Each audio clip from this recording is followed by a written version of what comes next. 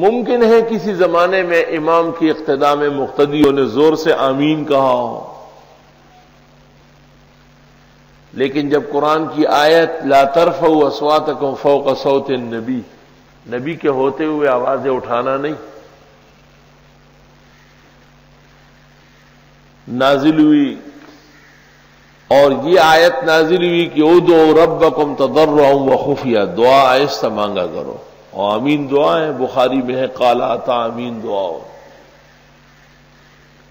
پھر اخفا بہا صوتو، آمین آہستہ کہی جانے لگی۔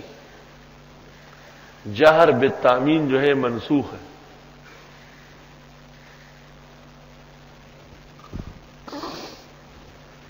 تقریباً وہ مسائل جن میں اختلاف ہے، غور کرنے سے پتہ چلتا ہے کہ حنفیہ نے آخر الاعمال اختیار کیا ہے۔